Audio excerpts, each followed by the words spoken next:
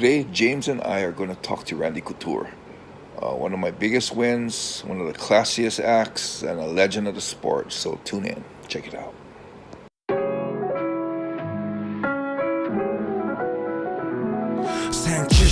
1978とある田舎町で生まれて移り住んだ新宿で育ちこの町で起きたこれまでの俺たちのここまでの生い立ちはほんのまた序の口試されたいちいち正してきた過ち騙し合いやからしないはスニッチの始まり放課後の登山所児童館にホームアローンそんな時間はほったらかして向かったとある場所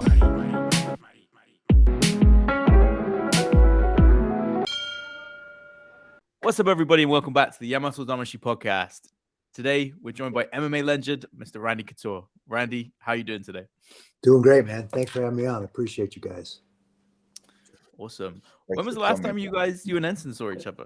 Gosh, when was the last time? At the MMA events in Vegas. The MMA awards, maybe? Yeah, I think I ran into you, and I said we just pretty much just went, "Hey, what's up?" That's it. Yeah.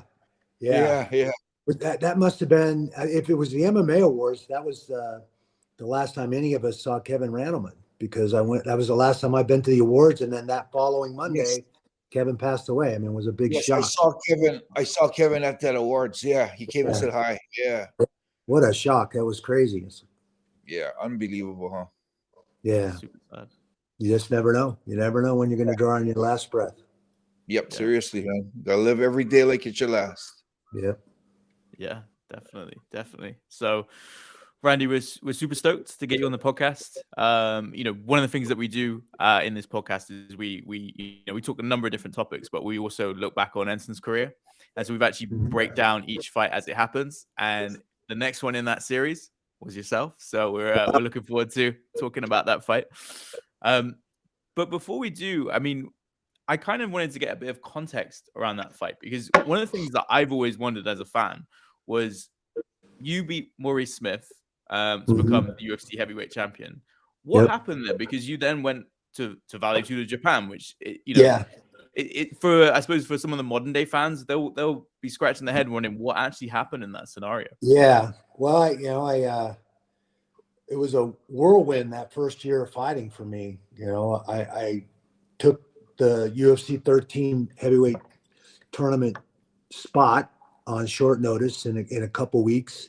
Thankfully, I was already training to go to Puerto Rico and wrestle for the Pan Am Championship, so conditioning was an issue.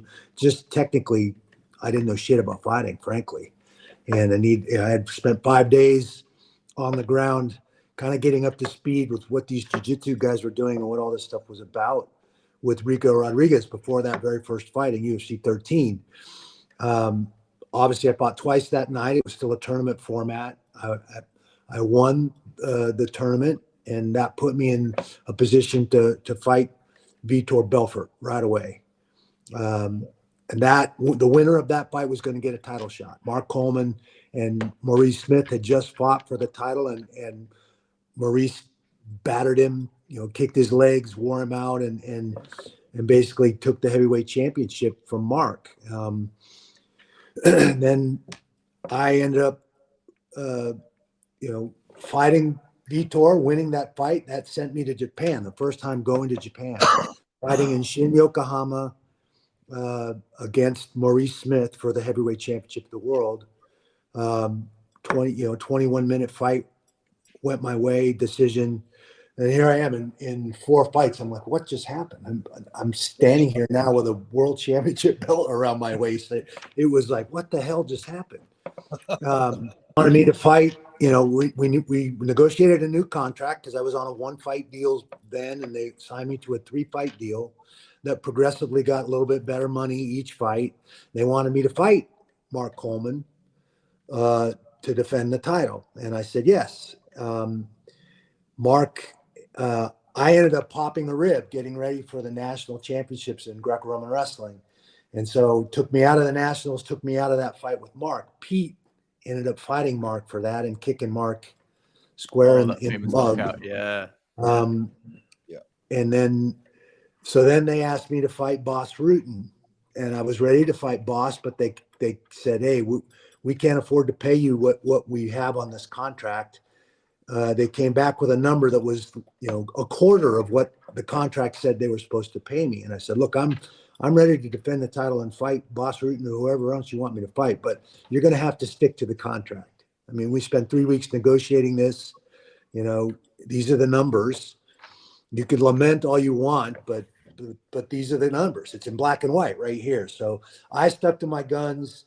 They decided I chose not to defend my title. They stripped me of the title, and they created that heavyweight tournament. The boss, Kevin Randleman, TK Kosaka, all those guys were in that progressive tournament to fill the vacant title.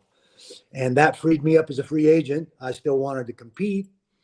Shuto offered me a fight with Enson in Japan, in the Japanese market. And that's how that all went down. I was on the outs with SEG, the previous owners, Bob Meyerowitz and company of the UFC, because they wouldn't honor the contract that we negotiated. And that freed me up. I fought in that Shuto fight with Enson. That was my first loss in the sport. I think I was a typical wrestler still, making typical wrestler mistakes, a little over aggressive. I knew I didn't want to stand and bang with Enson. Was trying to find a way to take him down. I ended up getting him on the ground, but in typical wrestler fashion, attacked the head, put myself in bad position. Enson climbed right up to the arm bar, and there was no getting out of that. It was very tight. He popped my elbow pretty good, and I had to tap. It was my very first loss in the sport. That was 5 fights in. Did you know much about Enson before the fight itself? I had met Egan through Matt Thornton and the JKD and gyms up in the Portland area. That's where me, Matt Little, and Dan Henderson were doing a lot of our training. This was before we started Team Quest. Okay. So I knew of Egan, and because of Egan, knew of Enson, but I hadn't actually, I don't believe I'd ever met Enson at that point. Yeah. Even though UFC 13, Enson fought on that card. So I saw him compete. He fought a kid from Iowa. Royce Alger. His name flew right on my head. He fought Royce in that. He won that fight against Royce. He armbarred Royce as well.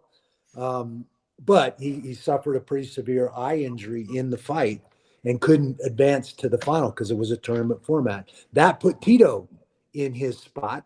Yeah. Guy Metzger. Yeah. And that started the whole thing with Tito and Lions Den and all of that stuff with Ken. And that's just how that all unfolded. You just never know what's going to happen. That's one of the cool things about this sport. Yeah, really. You can't make predictions. You just don't know. It's so volatile. Anything could happen. So true. So true. Enson, do you remember when was it Shuto that brought up did they bring up the idea of Randy to you? Like, do you remember what it was from your side of things? Yeah, Shuto, they gave me an offer. They asked me if I wanted to fight. The offer was Randy or Dan Severn. And I was like, Randy has a bigger name. Dan Severn was considered the beast. So either one would have been cool because, back in the day, I wasn't trying to fight people that I thought I could beat. I was trying to fight people that I thought was going to take me to a place where I was going to break. And I thought, I saw Randy Couture beat up Vitor Belfort. And Vitor was at that time called the Phenom. He just was beating up everybody. And when Randy dirty boxed Vitor, it was like, holy shit, that's unreal. And then he won the championship. So Randy was something that I think it was a huge challenge for me. So I was intrigued with that fight, but I also felt that it was probably over my head. So that might be he saw me armbar Royce Alger in UFC 13. He's definitely going to defend from that. So that's my strength, my ground. So I'm thinking, what am I going to do? And I thought, okay, maybe Dan Severn might be better. Maybe I'm shooting a little over my head to go to Randy. And it was, the stars aligned, and Dan Severn had a pro wrestling match booked. So he said, we have Randy. I said, well, let's do Randy then. And the funny thing about that fight was everybody, my trainers, my coaches, everybody, my fans were all saying, oh my God, you're fighting Randy Couture. And it was funny because it got to me to a point where I got kind of upset about it, that people were counting me out. And I was telling people, he's human, and if I grab his neck, he'll go out. If I grab his arm, I'll break it. And I also told them that if there's like 99% of me losing, as long as there's that 1%, if we walk that 1%, that other 99 don't matter. Mhm. So I thought, I'm just gonna give it everything I got, and I took the fight. So yeah, when the build up, when I saw Randy, he was a lot bigger than I thought he was. Yeah, so it was for me, it was I guess to the training, the months that I was training for the fight, I kind of mindset myself that he's human. That's the whole thing I got to, is he's human. He's human, and if I catch something, I can finish it. And Randy, you mentioned obviously you fought Maurice Smith in Japan. It was the first time you went to Japan. What was your first impressions like of going to Japan? I felt like I was on a different planet. Yes. I don't look like anybody. I can't read anything. I'm a full head taller than just about everybody in this culture.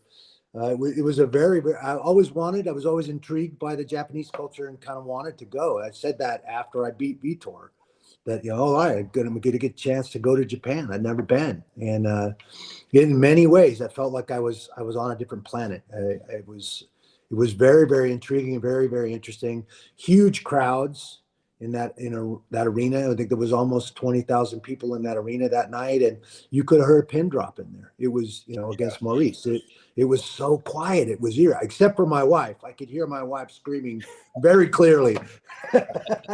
But that's the American way, isn't it? The crowds are completely different. It's a whole different animal. First time eating udon noodles on the street, and so many interesting things there. Frank Shamrock was cornering Maurice. They had been kind of formed that alliance and were working together. Maurice was helping them with their striking, and they were trying to help him with his ground game. And I remember, Danny Henderson was cornering me for that fight. We were in the training center that they assigned to us, which was, I think, a little Shuto gym somewhere there in Yokohama. And Frank was there, and I kind of knew what he was doing. He wanted to pummel. He wanted to kind of grab. I think he wanted to feel and get a sense of what I knew and where I was at and all that. I still have some pictures from that day in the gym with Dan and with Frank. It was a unique experience for sure. Awesome. But I don't think there's any place like Japan and the Japanese culture on the planet. It's a very, very unique place. They certainly, with Bushido, have embraced the sport, and in a lot of ways we're responsible for where the sport has gone and how far the sport has come. Yeah. You must have felt like the fans knew pretty much who you were then when you came to fight Enson at Vale Tudo, Japan in '98. Oh, no doubt about that. I think, they're such fans of the sport there. I remember that very first fight, going to a pancrase with John McCarthy. And man, I had never been mobbed like that in my life, ever. It was almost scary. There was so many people. Thank God I was taller than everybody else, because it was a crush. And I was like, holy cow, this is insane. It's like for me, when I was going to fight Randy, when I knew Randy, after my biggest problem I saw was the dirty boxing. So what I did was I went to a wrestling school in Tokyo, and I went with I know it's Greco-Roman, so I went with the Greco-Roman team. Mm-hmm. And I mentioned that I'm fighting you. They all knew who you were. They knew you're a Greco-Roman. They knew all that. So it was really easy to prepare for that. So all I did, I pretty much, I was really worried about your dirty boxing. So I went to the college schools, and every day, every class that they had, I would just mix with the wrestling guys and just Greco-Roman wrestling. That's pretty much all I did. I mean, just Greco-Roman wrestling. And I was thinking, if I could give you enough trouble and want you to take me down, that would be you bringing you into my world. Mm-hmm. So it was that was the whole plan, is to try and Greco. What the funny thing was back in that day, there was no rules on how much tape you can put on your legs and that kind of stuff. Mm-hmm. So we taped up. I think I taped up my legs that really we put almost like 3 rolls of tape on the front of my shins. And I thought, And my thing was, I'm gonna walk in there. I don't give a care about the takedown or anything. I'm gonna step in there and break his leg on the first kick. Ah. When I saw his front leg, it was his left leg was front. I stepped in with my left leg and tried to kick him with a hard inside kick, and he just sucked that up and took me down. I was like, "Oh shit, I'm on the ground now. Okay, now let's work the jiu-jitsu." You know? Yeah. When I first got that, I got it locked up in a triangle. What surprised me was Randy just lifted me up right off the ground. I was like, "Holy shit, he's strong." So, yeah, definitely. In that fight, you can really see your strength, Randy, because you pick him up in the triangle. You had a really nice throw right before the end of the fight as well. It's my first time fighting in a ring and not a cage. And that definitely changes tactically, you know. Using a solid barrier is a lot different than ring ropes and all of that. And I think that affects your ability to close the distance, to clinch, to use the dirty boxing, because there isn't a solid barrier. You have to worry about going through the ropes or getting tangled up in the ropes. The square shape is different than the round octagon as well, or you know, circle. Those were all things that were new to me, and I think, you know, it was an experience for sure. And I always embraced the fact or possibility that I could lose. I could lose any fight. Like you said, I am human, and it happens to everybody. I don't care who it is. And so I had made friends with that as I transitioned from wrestling into this sport where people could kick you in the head or punch you in the face, and it's a lot different than the rules of engagement of wrestling. And I just kind of had to make friends with that possibility that I could get knocked out, I could get beat. And I think in my mind, you know, psychologically, I knew the people that really mattered in my life weren't going anywhere. They didn't care whether I won or lost a fight.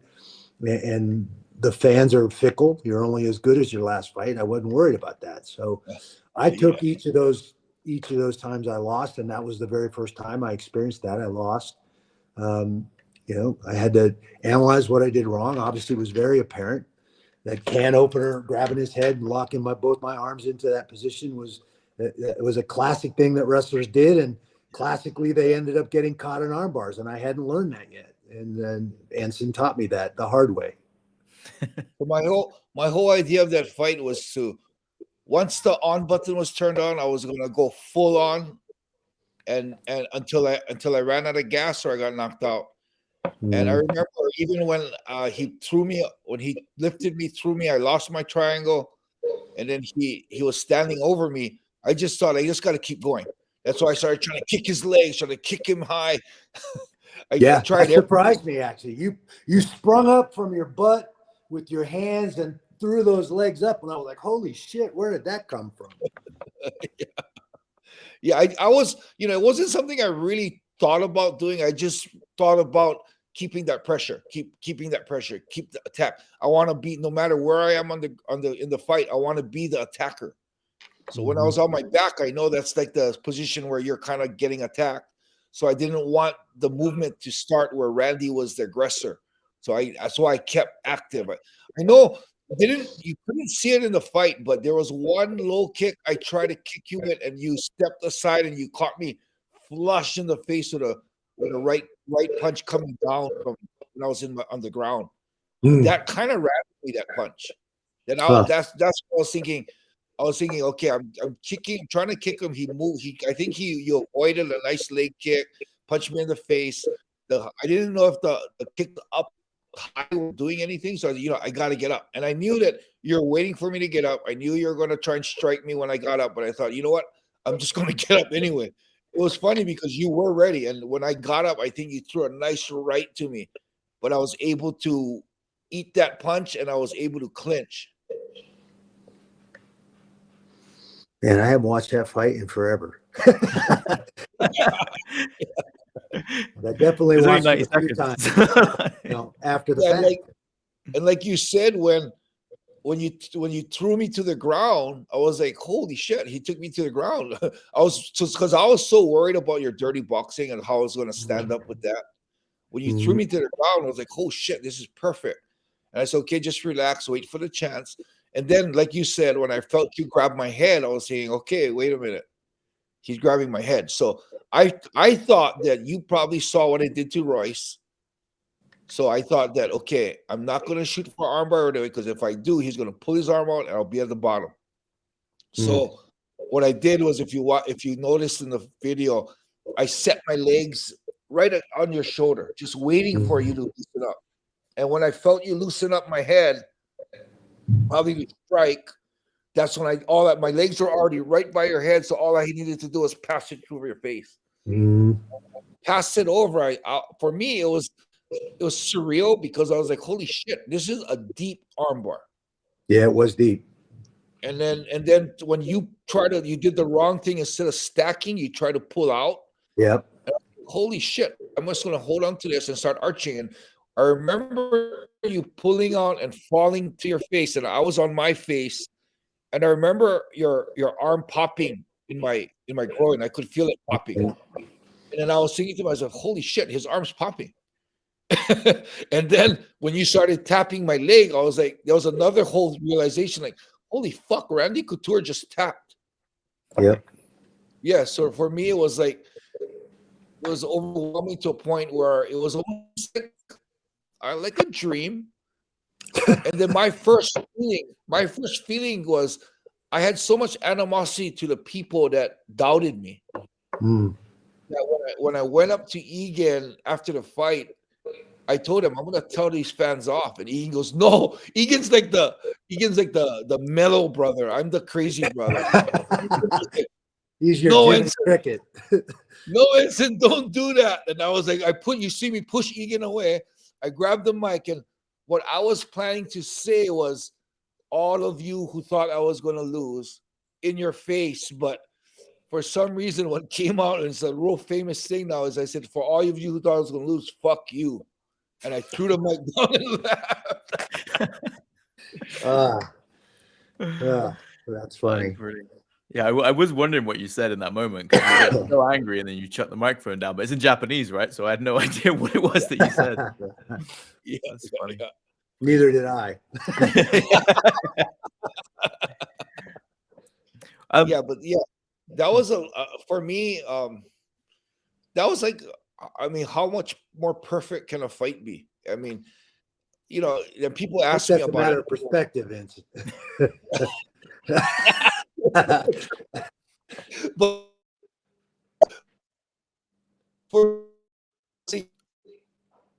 I really did believe that, Randy was a better fighter, more experience with his wrestling background. He had more tools. And I just thought that, wow, I got lucky. We walked at 1%. If we fought tomorrow, there's probably a better chance he's going to beat me. If we fought 100 times, there's going to be one time I probably beat him. And I was just lucky that was that one time.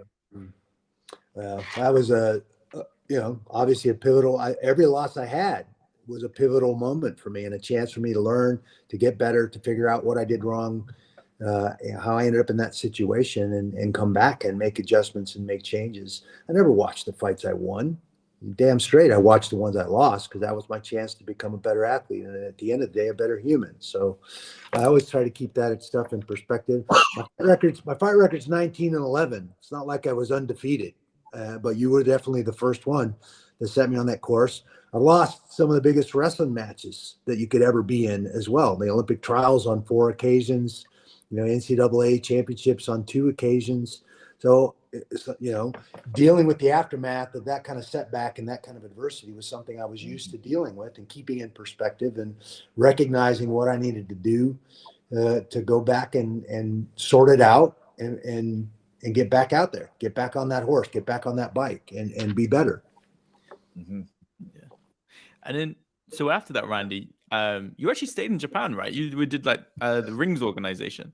And you would, I ended up fighting in I cornered Danny for the KOK tournament with Rings. I fought what was that Russian's name? I ended up losing in a Rings tournament or a Rings match. That was a bit controversial, right? Yeah, it was ridiculous stoppage. Yeah, that was ridiculous. I had this guy in trouble. I can't even remember his name now. He was a stocky, he was kind of like Boshanshin, but he was before Boshanshin. Yeah, it was built like Boshanshin, but I can't remember his name. Misha. I It was think his name was Misha or Mikolov or something. it was Misha something. Misha. But Yeah. I had him in trouble on the ropes, but his head kind of popped out over between the first and second rope. He was trying to go for a Kimura to save himself. They stopped us there and moved us to the middle of the ring, and then gave him a full Kimura, and then started the fight again. I'm like, what the hell are you doing? Yeah. And I of remember course, I was there. I was there for that fight. That was I ridiculous. think they thought I was going to freak out and go nuts, and I maintained my composure. Obviously I knew it was bullshit. It was a ridiculous restart. But I think the Japanese promoter was surprised that I didn't go apeshit and really kind of throw a fit. And it's just not my style. It's not who I am. Yeah, it's just ridiculous and it sucks. But, again, it's one of those things you have to face and take in stride and keep moving forward. So, yeah. I fought in that. I fought in the KOK thing. I cornered Danny in that very first KOK tournament. And he ended up beating Nogueira in the final. Yeah. And then I fought in that the next year. And then the UFC came back after me. Randleman had ended up winning that heavyweight tournament. Beat Boss. Some question whether it was Boss that won that fight or whether it was Kevin that won that fight. But and yeah,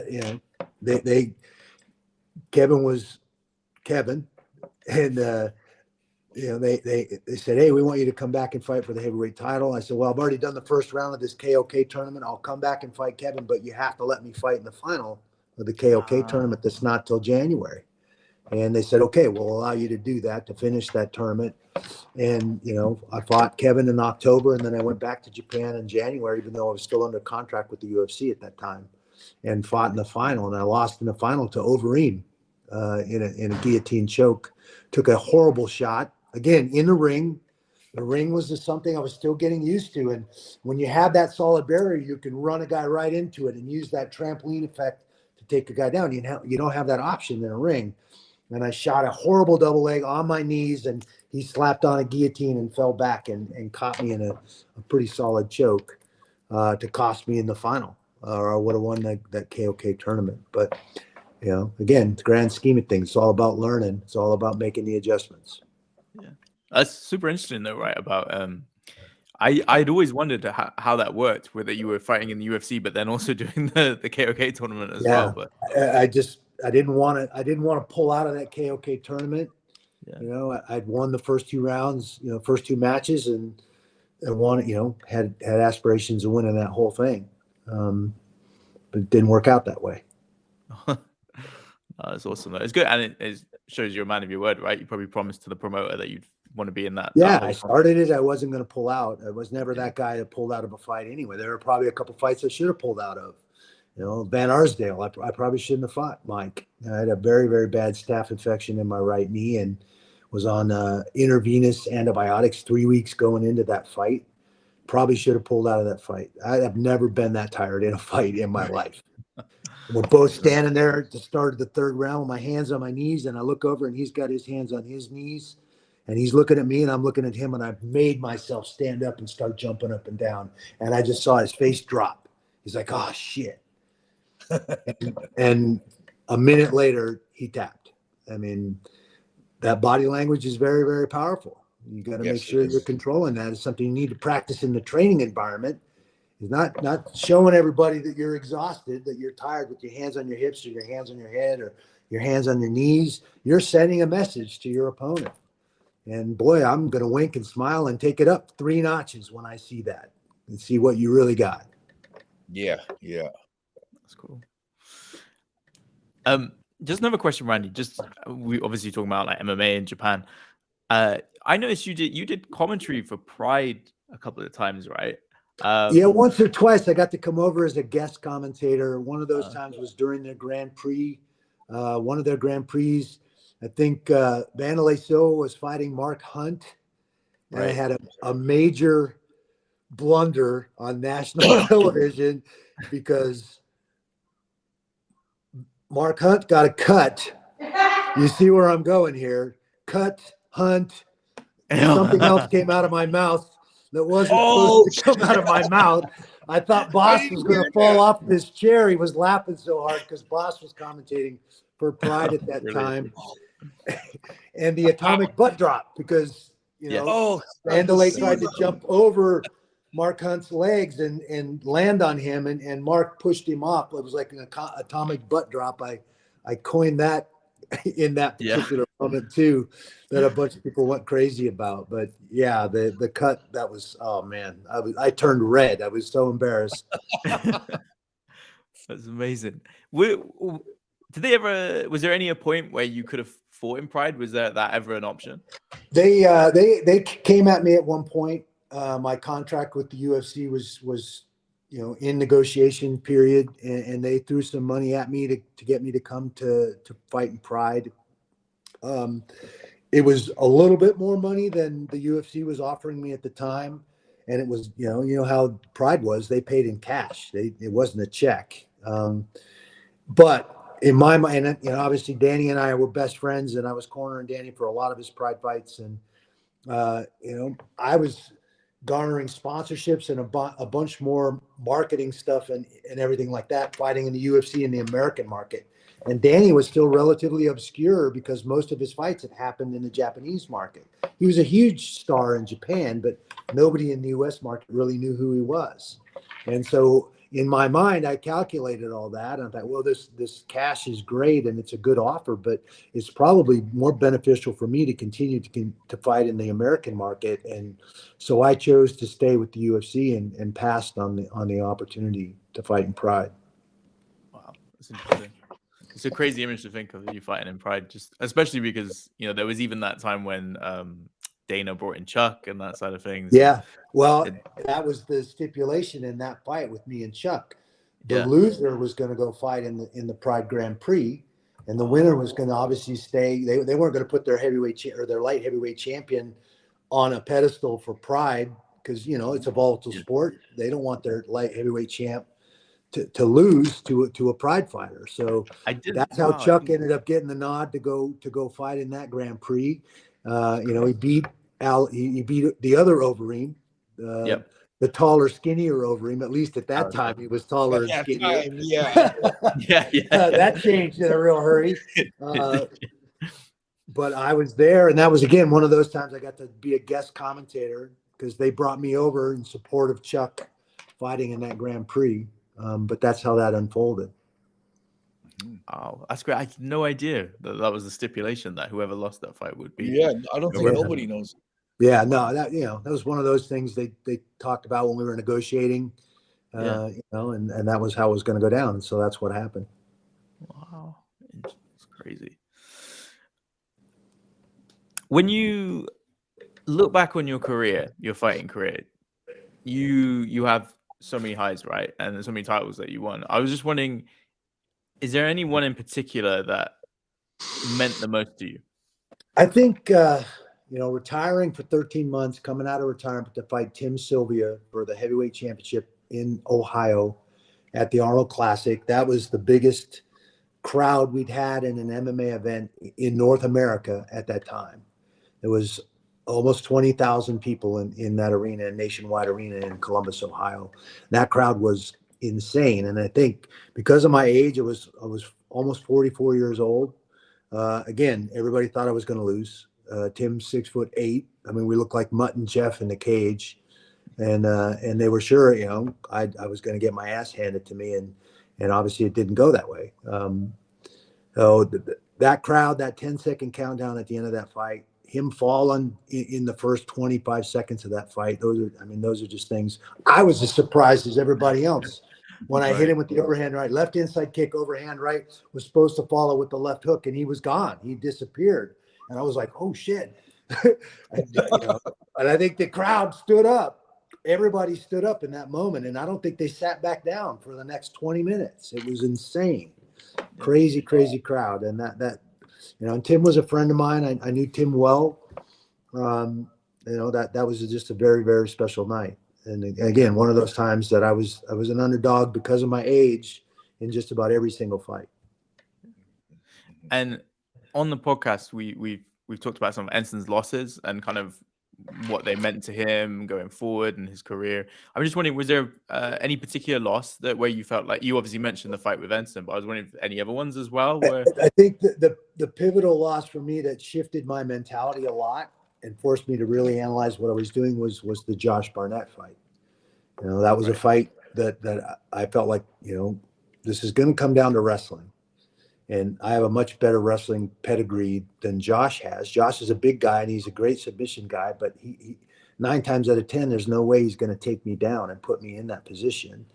But I had been working so diligently since Enson on my jiu-jitsu and figuring this whole jiu-jitsu thing out. It's wrestling inverted. They're okay on their butts, on their backs. That's the last place you want to be as a wrestler. Yes. And so I needed to get comfortable and figure out these tactics and these techniques from these jiu-jitsu positions and learn this, because these are the guys I'm facing. And it's already cost me one fight because I didn't know what the hell I was doing. I wasn't up to speed the way I probably should have been. And so I was spending a lot of time giving up, you know, pulling guard, giving up position, letting guys take me down so I could learn to operate better from my back.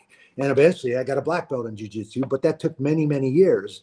And it was that loss. I went back and looked at that video and I was like, man, I pulled guard. What the hell was I thinking?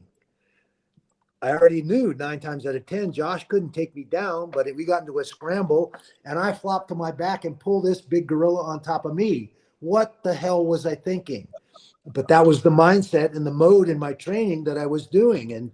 And that cost me the fight. And so from that point forward, I shifted my mentality. I was like, there's no way I'm going to catch all these black belts in jiu-jitsu and get up to speed with what they're doing. I understand how they're operating, but I need to rely on what brought me to this dance in the first place, and that is my wrestling. So I decided from that moment forward, I was never going to pull guard again. If a guy was good enough to take me down or put me on my back, and that happened, not long after that, then good for him. And I've at least spent some time down here to know how to protect myself, know how to operate from there. Maybe not going to catch anybody in an arm bar or a triangle choke, but I know how to create a scramble and get back up from my back. And so that was a very, very important fight for me. And I started focusing on catch wrestling instead of jiu-jitsu. A lot of this very same submission positions come out of that. And it's almost as old. I think it's an older sport actually than Brazilian jiu-jitsu for sure.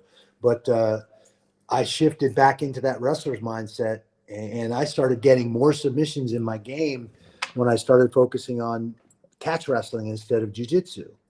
And then Neil Melanson helped me take that to a whole new level, and I eventually got my black belt under Neil Melanson, and we focused solely on wrestling positions and how to use a bunch of these wrestling tactics and techniques to put guys in positions and start submitting guys and be more effective there than pulling guard or playing the jiu-jitsu game.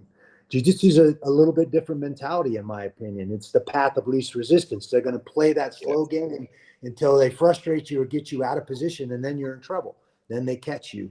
Wrestling was like, I'm going to run at this wall until I make a hole in it and make a guy submit to my pressure and my, what I'm doing. So much more aggressive.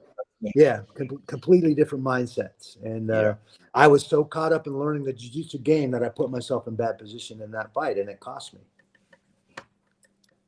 That's really interesting. One of the cool things is that I don't know how to say this.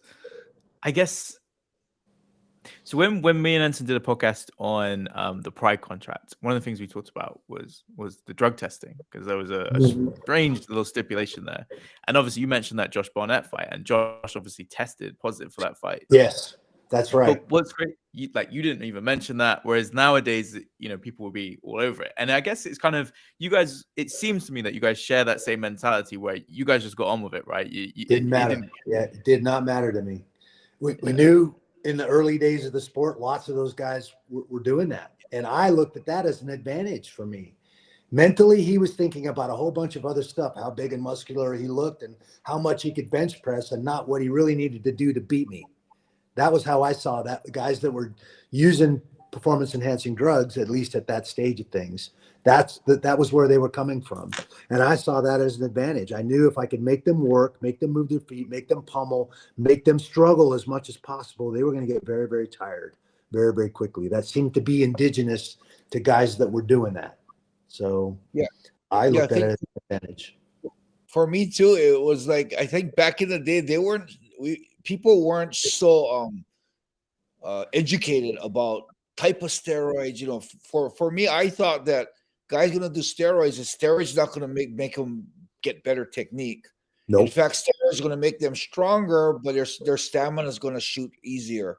So Yeah. for me, I feel like Frank, do all your you're steroids you can. Yeah.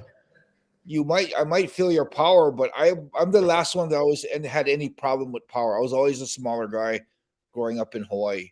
So power wasn't a worry, and I thought, shit, get strong, get spooky looking, that's cool, but it's not gonna help the technique. And I never, I don't know, like nowadays it's like a big thing, like it's dangerous, you can kill somebody, but maybe it's because steroids now has come down to such a science that they can actually get steroids for stamina, they can get steroids for recovery. But back in our day, I think it was more about steroids is equal big muscles and strength. And for me, I didn't think that was a big benefit in fighting. So when I was fighting in Pride, of course, we talked about in the last podcast, is there was a clause in the contract that didn't not write steroids. It had a clause in there saying we do not test for steroids.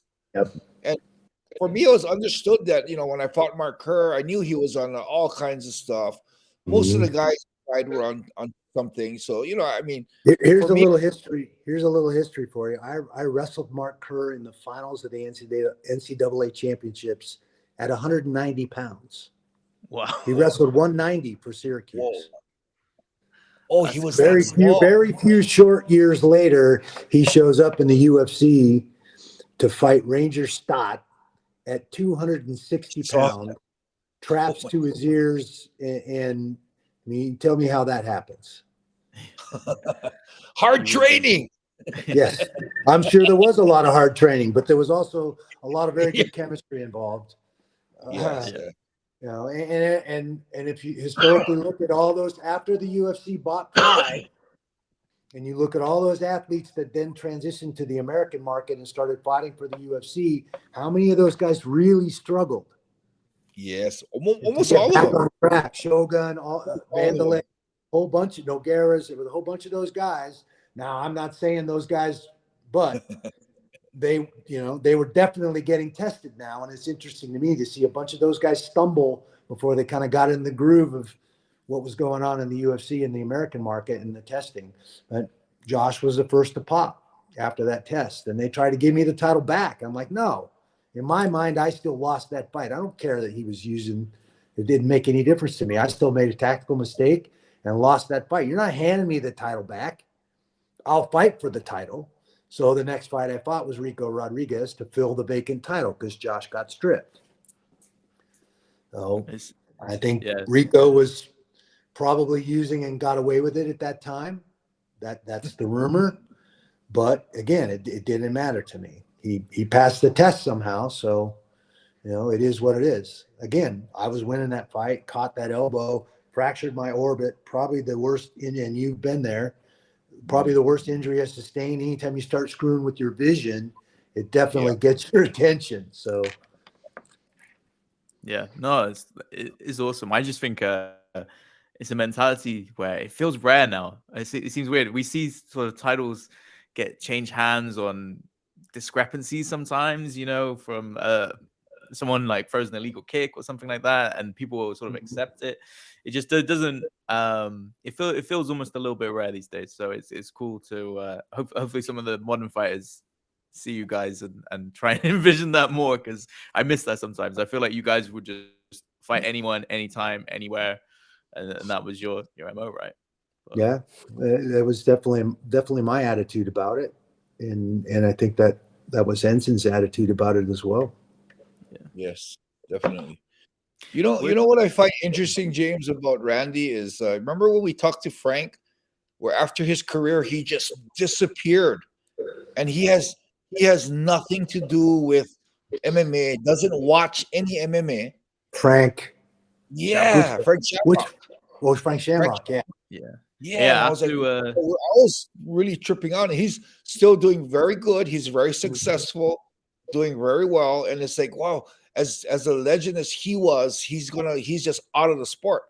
But what I noticed for me, the same thing happened to me after I retired 10 years. I stopped doing everything. I was so burnt out of the sport. I stopped, but you didn't, Randy, right? Because you went, didn't you start your gym? Yeah, I stayed connected. Well, I was commentating for a little while for the UFC.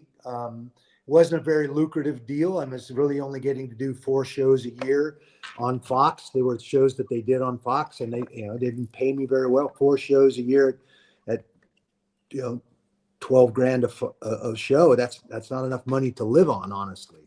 Now I had taken care of my fight money. It's not like I was hurting, but I wanted a better gig with the UFC and would have liked to have stayed with the company. But Spike came after me for both scripted and unscripted television in a really, really good deal, a very significant contract. And that's what caused, although I'd had a rough go with Zuffa and Bob Meyerowitz, the old company, because of contract disputes and ancillary rights and a bunch of that stuff, that's what really created and drove the wedge between me and Dana White and the company. Was I tried to have a conversation with him. Obviously, I had to sign an NDA to even look at the contract with Spike. And it was a significant amount of money that they were offering me to come do a 2-year deal with them. And I couldn't tell Dana that because I had to sign an NDA. The UFC created the void in Spike TV when they left and went to Fox. Right. Spike was the first one that had the balls, frankly, to put us on television and The Ultimate Fighter and all that. So now there's this huge void when the UFC bails and goes to Fox. So Spike and Viacom went about shoring up and filling that void with more MMA. What ultimately led them to buy Bellator. They're the ones that own Bellator, lock, stock, and barrel. So I ended up working on a show called Fight Master with Spike TV and Bellator. Frank Shamrock was on that show. He was one of the coaches. There were 4 of us, me, him, Joe Warren, and Winkle. Who's the other guy? Winklejohn. Oh, right. Yeah. And it was a fun show. It did very, very well. They decided not to do another season. Frank and I ended up doing another show for them called Gym Rescue, kind of like their bar rescue show. Oh, that's right. Yeah. And we did 3 episodes. We did 3 episodes. It's kind of a test pilot run. It did very well, got great reviews and ratings, but they decided they had too much reality TV and they decided not to go with a whole season. So that 2-year deal, although it paid me very well, those were the only 2 shows I did for them. And that's what led to Dana saying I'm banned from UFCs and, I can't do go to any. So I haven't been to a UFC since 2012, Wow. Because of that. But that's how that kind of all went down. But I was at odds with the company from the jump because I fought for my ancillary rights and these horrible contracts that they were making fighters sign. Now, the upside of that is I was one of the few fighters that actually owned my ancillary rights to write a book, to do a movie, to do a video game, to do any of these other things. Those are what ancillary rights are. They could certainly use my name and likeness with regard to any of the fights, but I had control of my ancillary rights moving forward. And that's something that all those other fighters signed contracts and gave away to Zuffa, to the UFC. So, I was on the outs with those guys because I held their feet to the fire over those things and early on in those contract negotiations. I fought Pedro the first time right after they bought the company in 2001. Now, they had just signed him to a 9-fight deal, the biggest deal anybody had ever gotten, because they were sure he was going to be their new heavyweight champ and he was going to bring in the Brazilians, the Latin American crowd to the American market. Now, obviously, I was the fly in the ointment for that one again. It was the same thing when I fought Vitor.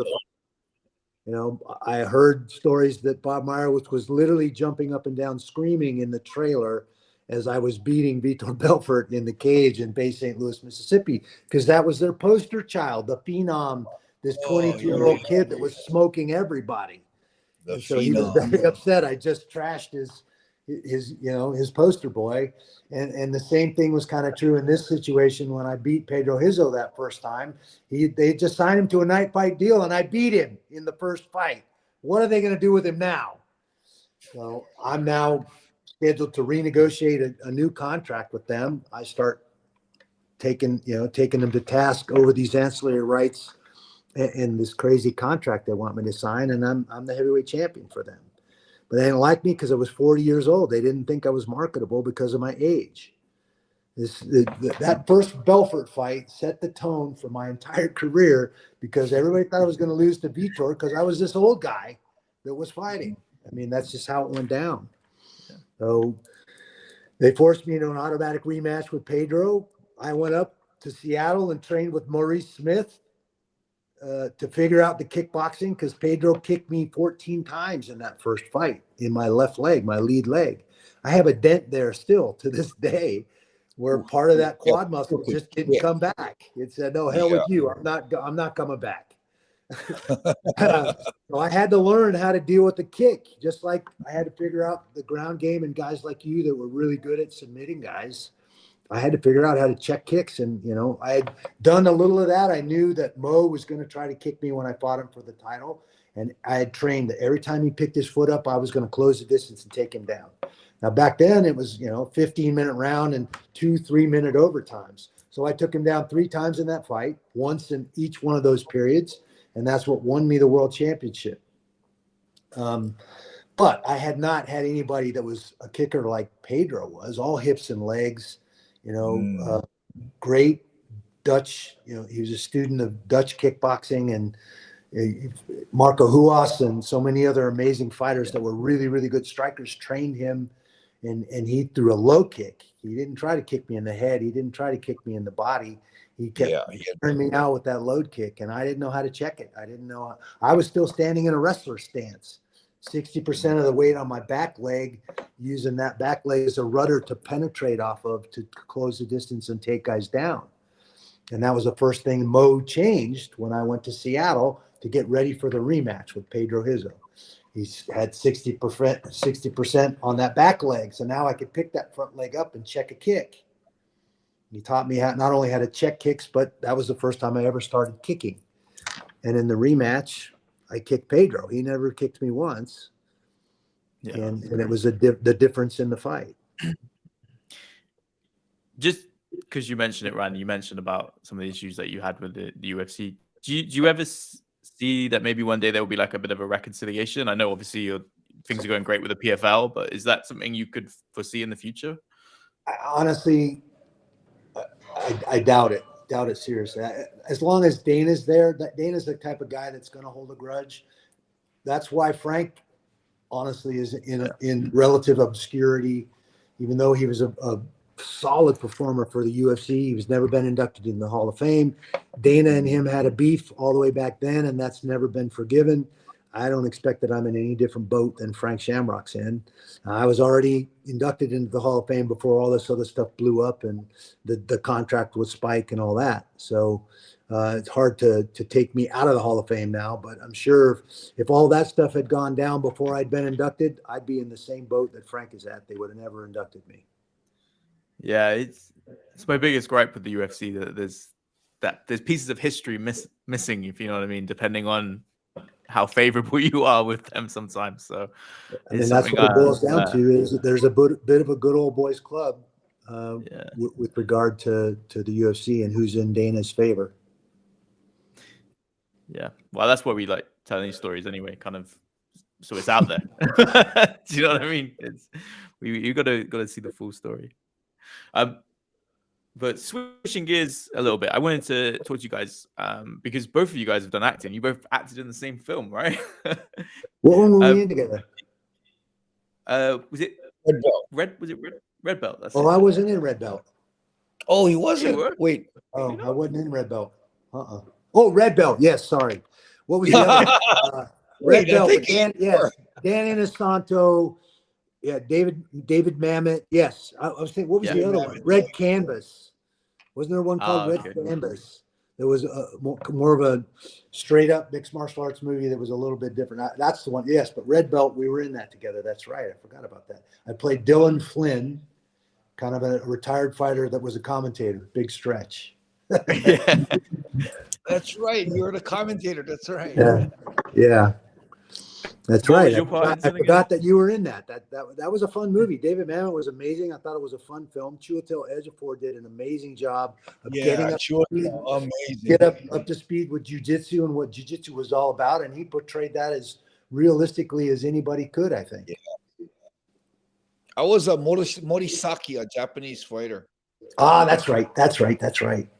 And I remember when I first got that contract, I wasn't, I never did feel like I should ever use my MMA name to get into acting. I never took a single acting class in my life. So when they gave me the contract, it was really weird because I had to fly myself over. I had to get my own hotel. The pay was, I don't know, the pay was like $1,200 a day. But for me, it was like, well, I'm not an actor. I lose more money going there than staying back in Japan and doing my businesses. So like, I don't know if I want to do this. So when they sent me that contract, it was kind of one-sided. Like, hey, David Mamet wants you in this part, and you take it or leave it, kind of thing. And I kind of looked at it and told them that I even got the email correspondence yet where I told them that it doesn't benefit me. I lose money on this. How about asking Egan? Egan's into that. And they told me specifically that David Mamet wants you, specifically you. And I was like, okay, well, things got to change. So I kind of got my flight paid. I got my hotel paid. And I actually went there. And, when I went there and I saw the production, and I was like, I can't believe I almost turned this up, because it was such an amazing experience. And David Mamet was like, I didn't know how big a mega icon he was in the Hollywood industry. Yeah, he's a huge. He comes up to me and he asked me, "What do you think?" I'm like, well, it doesn't matter what I think, man. You're the man. And he goes, "What do you think? What do you think?" And he started talking about Yamatodamashii. And the funny thing is, I was contracted just to go in there without a speaking part and just hand over the belt. But he told me one day after, when he was filming, he told me, "Enson, can you write to me something about Yamatodamashii, what it's about?" I'm like, okay. And I went to the FedEx the next day and stayed on the computer and started writing like a long version and a short version. Went to the set to him the next day and I said, "Hey, this is what I got." And he read it, both of them. He goes, "I love it. Let's put it in," he said. So automatically I got a speaking part. So, anyone that knows Hollywood is a huge thing. If you have a speaking part, one word, you get residuals. Yeah, so, and you're eligible for your SAG card now. Yeah, so I think they had to buy the SAG, because you need to get the SAG for that. And man, that experience was just amazing. The food was real.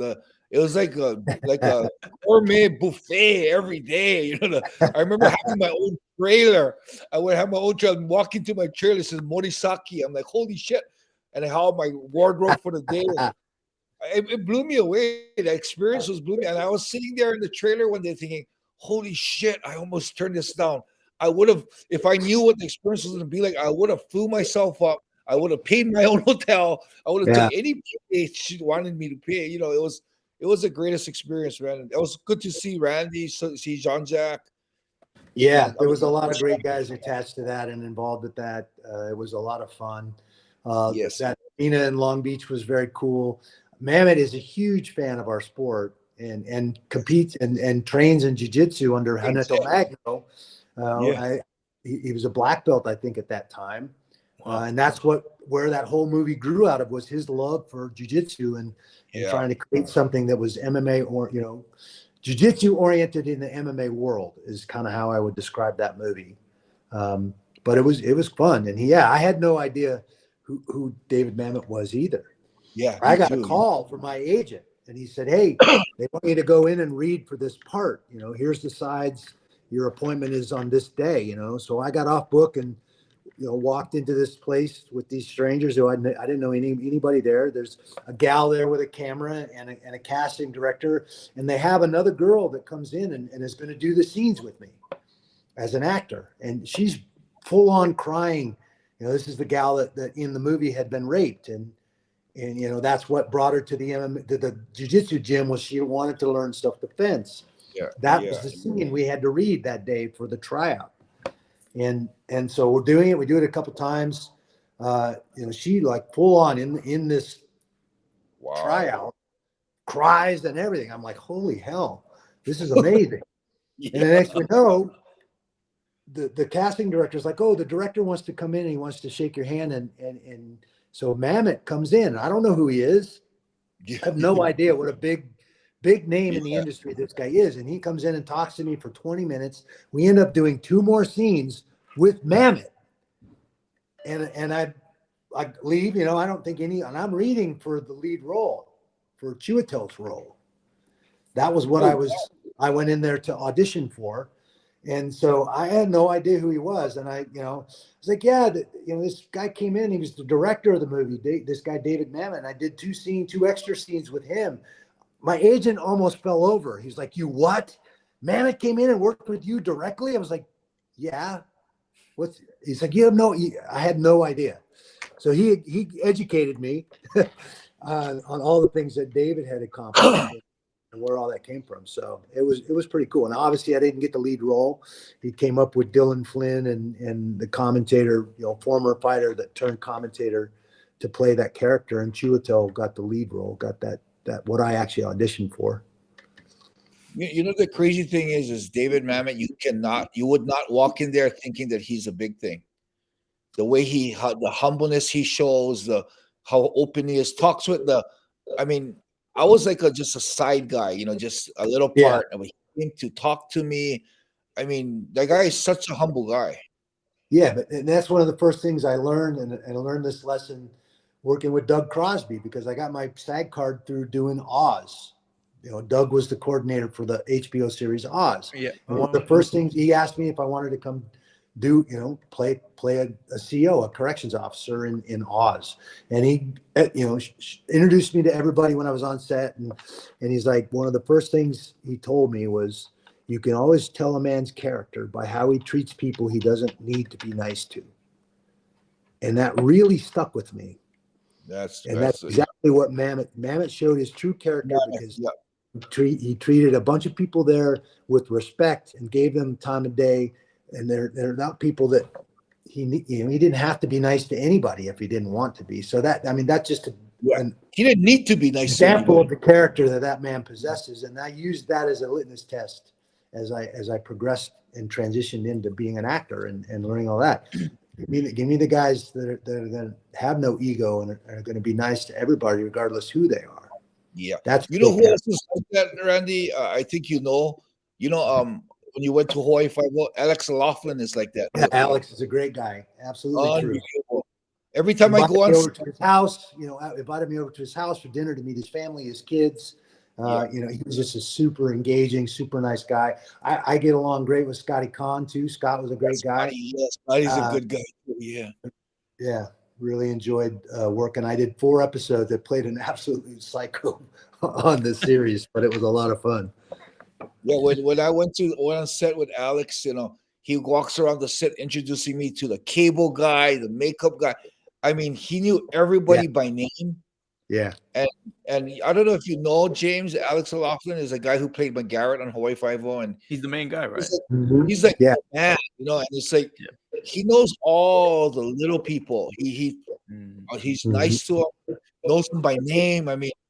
For me, even David Mamet and him, like the 2 of the biggest guys in that set, is like they're like the just most humble guys, and it's such an inspiration to see that. Yeah, I agree. That is inspiring, the guys that have it in perspective and see things in the real world how they should be. I just worked on Expendables 4. That's coming out and hitting theaters. That's hitting theaters on September 22nd. And I got to work with Andy Garcia, which I've always been a big fan of his work. Never met him. And to work with him, see him work, and then meet him as a person, he's exactly what you're describing as well. He's just humble, nice to everybody. We worked late. It was Thanksgiving. Obviously, you don't celebrate Thanksgiving in Greece. We were shooting in Greece, and he got pizzas for everybody in the lobby of the hotel, and just kind of celebrate Thanksgiving. He was just a gracious, amazing guy to work with, and again, one of those guys you want to admire because of their attitude and their character. So I have a question, Randy. you worked on red belt, and for me, that was probably besides Hawaii 5-0, red belt was probably the biggest thing I've ever been on as far as the magnitude of the size of the whole production. So something like the Expendables, is that like the same type of magnitude, or I mean, It's bigger actually. that's what I was thinking. Yeah. Oh my, We I can't shot, imagine anything bigger than red belt. Oh my god. yeah, we shot all 4 of those. Took 2.5 to 3 months to shoot. Wow.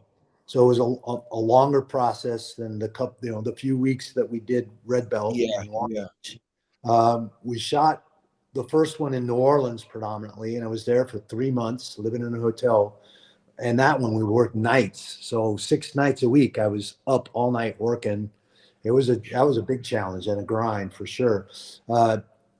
2 and 3 were both shot in Bulgaria for 3 months in Bulgaria in a hotel working over there. We just shot 4 in London, Bulgaria, and Greece, and that took 2.5 months. So and that's probably the biggest property I've been attached to and been involved with. That's amazing. Oh, I can't imagine the magnitude of that.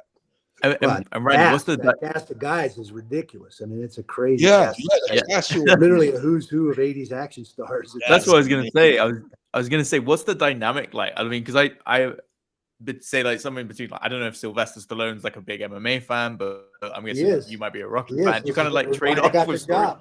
Yeah, that's why I got the job. Honestly, he's a huge fight fan. Obviously, boxing. We know he's a huge boxing aficionado, historian for boxing. Barney Ross is the real name of a real boxer from back in the early 1900s, and that's his character in the Expendables. He's a huge fight fan, and he loves MMA, and he loved my approach to MMA, and that's how I got the call and got the opportunity to be in the film. They originally wanted me to play Hail Caesar. It was written for Wesley Snipes, but Wesley was having some issues at that time. And so he was going to revamp that character. Wanted to be this college educated guy with cauliflower ears that jokes and talks about his cauliflower ears and quotes Nietzsche and all this crazy stuff. And then a week later, he ends up getting Terry Crews to play Hail Caesar. So we went back and wrote Toll Road into the script to keep me on board, which, I mean, I was flattered. I couldn't believe that he went to that trouble to keep me involved in the film and kind of develop Toll Road based on the conversation that we had in his office that day. So pretty amazing to get to be able to be working with all those guys. I grew up watching all those guys, like most of us. Rambo, Conan the Barbarian, Die Hards, Bruce Willis. I mean, go on down the line with Harrison Ford stepping on board. That's Han Solo. I mean, it was a surreal experience to be involved with that cast and that crew. I bet. And I bet it's kind of cool when they sort of geek out and be like, oh, when some of them were like, oh, I remember when you won the UFC, and you're there like, It definitely was very flattering and interesting. They're huge fans, all of them, huge fans of the sport. That's cool. Final question on the acting side of things. Do you guys think MMA helps in that sense? Because we've seen quite a few. I know Rampage has done some stuff, obviously. Yeah, Conor McGregor's doing the new reboot of the Swayze movie Roadhouse. Jake Gyllenhaal and my boy Jay Haran just used the weigh-ins for this last UFC to film that scene. Jay has done a great job. Started in stunts and setting himself on fire and a bunch of crap like that. And now he's getting speaking roles. Obviously, The Equalizer, with Denzel was a huge step up for him. And so to see him, continue to flourish and make that transition into acting has been really cool as well. But yeah, it's been not something I ever set out to do, and athletics opened that door. Do you think it's because you guys are like the spotlight's on you and you're kind of leaving it all out there? Do you think that helps? I think we as mixed martial artists bring an authenticity and a physicality to any role. And so, acting is a weird thing. We spent our whole lives as athletes boxing up our emotions and pushing them to the side and staying laser focused on doing exactly what we trained to do and hopefully go out and be successful and get the win. Now you want you to step in front of the camera and let all that crap out. It's a weird experience. Yeah, that's so crazy. That's awesome. Cool. Well, Enson, do you have anything else you want to That's Yeah, Randy I just Couture. wanted to before we close up, I wanted to mention the Randy's gym, Extreme Couture. I mean, they're like, I brought one of my students over there to train. They're like, it's a pretty awesome facility. The coaches, Eric, Dennis, Eddie, they're freaking awesome guys. My student Shoshi just came there, went there and trained a couple months ago. Oh, Got cool. got awesome work in. Got awesome wrestling work with Dennis. Got some striking with Eric. And I mean the funny thing I wanted to mention, every time I went there, I've always been looking forward to saying hi to Randy, but he's never there. So I would. It's funny because I would just walk in looking, "Where's Randy? Where's Randy?" And then I went in there and like nowadays, the fighters will know the old school fighters. Eric, Dennis, Eddie all come up and say hi. They all know me. We shake hands, everything. And then Kevin Lee comes by, doesn't know who I am. Sean Strickland comes by, doesn't know who I am. And I'm not this kind of guy like, how come you don't know who I am? I kind of know they don't know who I am. But the funny story I wanted to tell Randy is, out of my respect, it's Randy's gym. I know your son Ryan's running it now. That's right. So Ryan's office in the front. So I went in there and I went to just say hi to Ryan. And I said, "Oh, how's it? It's an awesome facility. Thanks for letting us train here." And he looked at me like, "Who the hell are you?"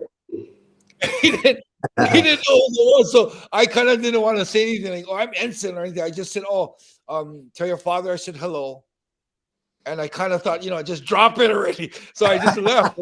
Oh, shit, Ryan doesn't know who I am either. I'm like, oh, damn.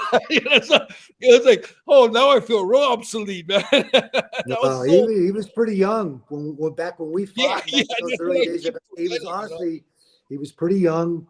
I don't think he'd really plugged into the sport till later, till he got out of high school and into college. And that's when he started doing jiu-jitsu and started training in Muay Thai. Just to get in shape because he put on a bunch of weight from drinking too much beer in college. So he was a little unplugged. That's what I forget. When I was fighting the age of these people, like Joe Rogan just had a podcast with Sean O'Malley, and Sean O'Malley was like, "Who's that?" And then I kind of laughed about it. I thought it was funny. Yeah. And then somebody pointed out to me on my social media, say, Enson, when you were fighting, Sean O'Malley was 4 years old. I'm like, oh shit. That puts everything into perspective. One, how long ago I used to fight, and two, how old I am. Yeah, I get that all the time now. Man, I've been watching you fight since I was a little kid. I'm like, so that's the nicest way anybody called me an old bastard in a long time. They compliment you while telling you how old you are. Yeah, exactly. Hilarious. But I love your gym. I think your gym has training facilities. If I always recommend your gym to all the Japanese fighters. They want a good training. I mean, the hard training, the way they're training, the technique they show. I learned going to that gym, watching the training. So wow. I mean, I'm going to be there. Shoshi's going to be a staple there. My wife Sarah fights, so I have her train there too. And awesome. I really look forward to meeting you one day. We will run into each other there sooner or later for sure. But I really appreciate that. We've worked hard. Obviously, we started Extreme Couture MMA in 2007 when I was in the middle of my fight career. And, our motto there is check your ego at the door. It's only going to get in the way. We try to create a family atmosphere. Those brothers and sisters that we get on the mat and sweat and bleed with, you don't get any closer. There's no stronger bond than that bond right there, just because of that fact. And, showing that vulnerability in front of each other on a regular basis. And then I think that creates an atmosphere. If you embrace that really makes it someplace special. And I appreciate you saying that, man. Yeah, it is, because for me too, I used to run my gyms like that, a family atmosphere. When I walked into Extreme Couture for the first time, I mean, Brad Tavares, Ray Seyfo, they all greeted me. It was automatically when we start training there, you feel like you're part of the family. And I felt really privileged because we come there only for fight training every so often. But the funny thing is that gym has such a family atmosphere. Every time I watch the UFC, if there's an Extreme Couture fighter, I'm there cheering for him 100%, like they're my family, So that proves to show that there's such a family atmosphere there that you really get connected to the fighters there. Yeah, I agree But 100%. that's awesome. Props on that gym. Brian, Eric, all the instructors there, all the guys have done a great job of maintaining and creating that atmosphere and allowing that mentality to flourish in a tough environment. I mean, we're literally beating the hell out of each other and pushing each other to the limit every single day. That's how you get better. Iron sharpens iron, so one man sharpens another. Yes, but I just wanted to thank you for allowing us to be a part of that family, and look forward to meeting you there one day. Absolutely, man. We'll definitely find you in there one day. I appreciate you having me on here. This has been fun. No, thank you for coming, Randy. Awesome. Absolute Thank you so pleasure. much, Randy. You bet. You guys have a great day. Awesome. Thanks everybody for watching. Cool. Right on. Shoot. Wow, that was awesome to catch up with Randy. Nice talk. Awesome to see him. Well, anyway, thank you for watching. Subscribe, like, and share. Thanks, man. Right on.